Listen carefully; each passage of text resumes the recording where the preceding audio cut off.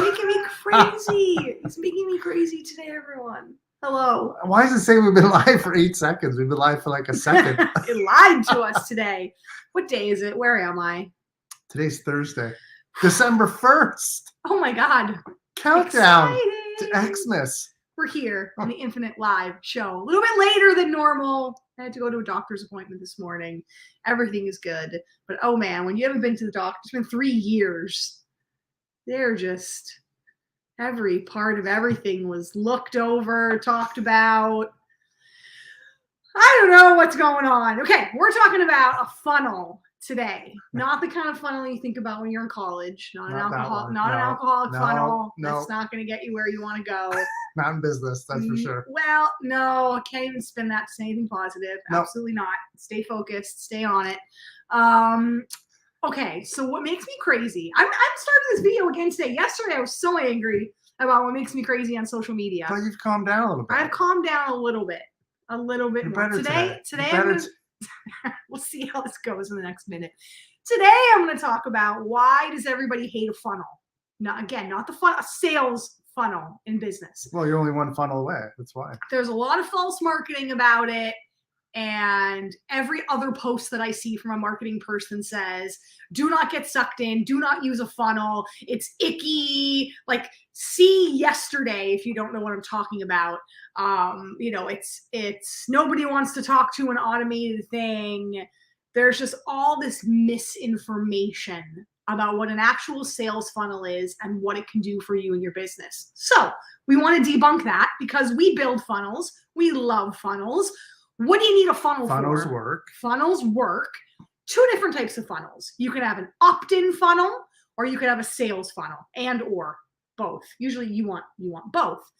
Because if you've heard me say before, your call to action when you end a conversation, an email, a webinar, a speech, a post, when you get to the very end, you have either a transactional or subscriptional. I do say transactional, inspirational, but transactional or subscriptional call to action or opt-in. So subscriptional means you're not asking for any money, but you want them to get in your world and receive whatever good information you want to give them. Transactional, obviously, is the sales side where they are buying one of your programs or services. So we're going to talk about the sales one. I don't want to talk about the free one today, a lead magnet. That's something different. Yeah. I want to talk about the sales one today. So why does it work? Well, it's available 24/7. Yep. Yes. So meaning somebody from Antarctica or sees you on Instagram. A night shift worker is up, like any time of the day or night, somebody says, I am ready to buy your program or service. They can do that without having to talk to you. Now, where people say, I want to talk to a person. I want to talk to a human when I'm going to make a sale. Yes, if a funnel is well crafted and well built, it should feel like they're talking to you. Have you ever watched a really good movie or read a really good book and you felt like you could like see yourself in that character, or you just like see yourself in that movie, or time passes so quickly and you're like, oh my God, where did that last? Like you watch Top Gun like all 4 times or something, right? Yep, all the time. That is a well-crafted movie, book. You feel good when you're watching and reading it. A well-crafted funnel, you feel good when you're reading it. You don't feel like someone's trying to sell you something. You don't feel like someone's trying to be disingenuous to you. It doesn't cut right to the chase and say, give me your money. I don't care about you. Let's make this transaction happen. A well-crafted funnel is, as you were saying, inspirational and transformational. So just the general, like if you want a list or you like lists, what should be in your sales funnel? It's 3 parts. It has your landing page, your cart page, and your thank you page. And they are all built out with information on it. Now, what do you have on your landing page? You have all about them, not all about you. That's where everything goes icky. When it's like, let me tell you how great I am and how I'm the answer to all your problems. No, it has a story that they get to know you. It has an opt-in video, which I give out scripts. I take people through there's about 10 or 15 points that you want to hit when you go through this. That again doesn't make it feel icky. They see your face as if they were talking to you. So basically, before you used to get on the phone and talk to everyone, a really great video will do that for you. Mhm. And you have that on the opt-in page.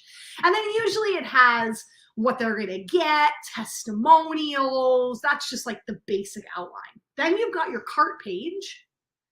And it isn't just pay X, give me this money, goodbye. Again, it's another opportunity to teach. It's another opportunity to put testimonials or case studies, or maybe even another video you want to put on there to work to make them go through the process and take their hand and guide them along. And then lastly, a thank you video. And this is where I think the magic of the funnel is.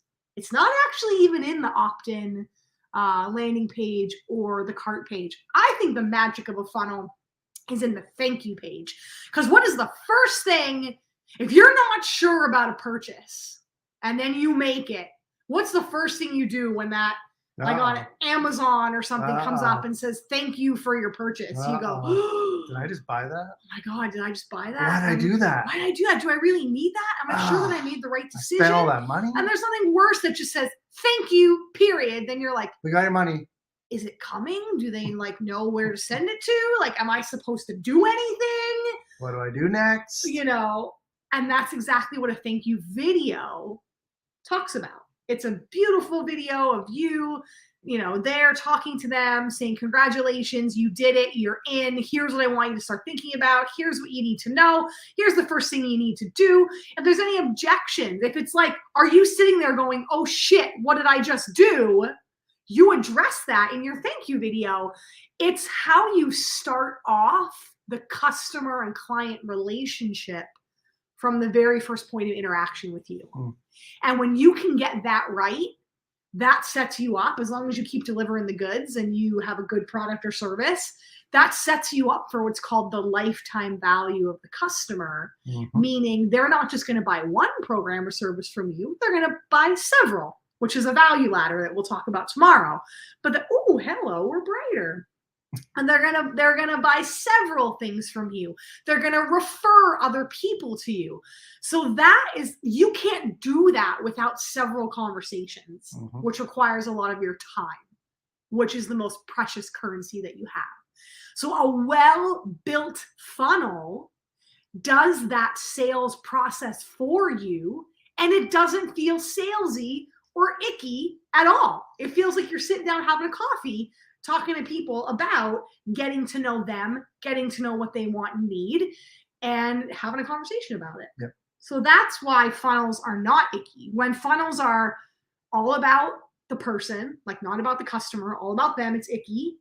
When it's filled with just false, when you don't see a single testimonial or like actual human on there saying anything about the person, I start to go, right? When there's no proof, I go, huh? Yeah. And when it's just slim on content, when it's just like, buy this program because I say it's awesome and it's going to help you, give me your monies, click here. And there's a lot of discrepancy. A lot of people say, well, yeah, but nobody has time to read all that. Or nobody's going to watch a 5-minute video. Well, they don't. They might not. I wouldn't say they don't. I'll tell you why. You finish your thought first. Okay, so my thought is, there's two types of people. There's either people who've already done their research and are coming to you when they've already made their decision. Right. At that point, your landing page is reinforcement. It's just reinforcement. Yeah. It's just valid proof that you're an existing identity and they're going to purchase it or opt in anyway. Yeah, it matches. Yeah, it matches. Right. A good analogy for me is no different than going to a nice restaurant. So that restaurant, you decided to go to that nice restaurant. You've already done your research on that restaurant.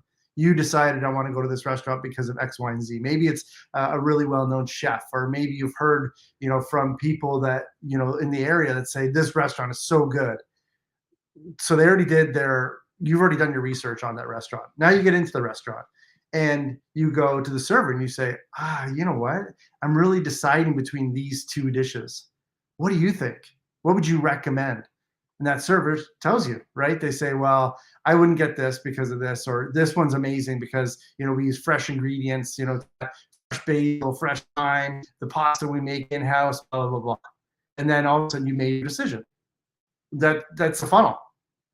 That's exactly what a funnel just did. We don't, well, prime example, I was just at the doctor's earlier today and we were talking about certain options and things, and I was like, give me the pros, give me the cons, I was asking so many questions.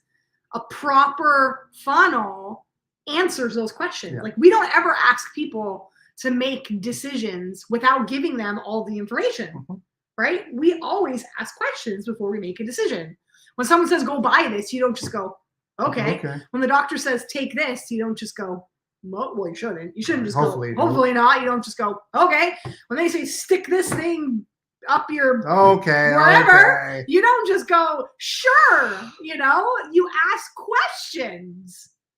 It's the same thing. Yeah. I always relate it or back. You do your research. I was gonna say, I always relate it back to when we're blessed to have a baby. I know not everybody is in this world, but when you are a first-time parent, you research every car seat, stroller, burp cloth, diaper, baby food. Just research everything. And that information is, you don't just randomly grab the first thing you find and go, yeah, that's good for my kid. Yeah, that'll work. Right. It's the same as that. But we expect people to make buying decisions with our programs and our services with not a lot of information. And that's not a great funnel. A great funnel has, you got to be thinking about all those objections, all those roadblocks, all those traps. And then all those, I'm not a big pain point marketer. I'm more an aspirational marketer. Think of how good their life is going to be. Think of who they're going to be. Think of who benefits outside of them. All of that, you want that person reading that funnel going, yes, this is me. And yes, this feels really good to invest in this program. Or I'm not sure about this. I have a question. Oh my gosh, look, they answered my exact question. They're already thinking ahead. They're already thinking about me. So that's what a great funnel can do for you. And when built right and when used properly, it can be just constant cash flow coming in, whether it's a course or a membership or a group coaching program, or if it's not a sales funnel, it's an opt-in funnel and you're growing your email list, which is a great thing to have. So I think I could talk forever and ever and ever on this. But I think one thing that makes us different is that we don't just slap together an opt-in page, a cart page, a thank you page. We really look at everything from the story and the content to the overall brand emotion and the look and the feel of it, to the imagery that's used, to where we place things, where and when. It's so, there's a lot of moving pieces when it comes to funnels. And that's why you want to build them with someone like us. Yeah. Who knows all those moving pieces to take you through, because anyone that, in my opinion, anyone that says a funnel is crap have built a poor, it hasn't done its magic. Yeah, they haven't had a successful funnel before. Right. That's where you see people that are like, I'm a vegan and I went to a steakhouse and was like, this restaurant sucks. No, you just don't eat steak. Yeah. Why would you go to a steakhouse? You made a poor choice. Right. So I find people that say funnels are crap, they haven't designed it right. And a lot of times you don't know what you don't know unless you're in the industry and I'm a nerd about immersing myself in all the things that make it work. Yep. So don't poo-poo on the funnel till you know better. Okay? It can work for you. I'm not going to get worked up. I'm going to leave it at that. It does. It makes me crazy when people are like, funnels are crap. I'm like, no, they're not. No, they're not. I have great experience with them. Not at all. No, they're not. Yeah. Not at all. So don't listen to what everybody's saying out there. Heck, you don't even have to listen to us.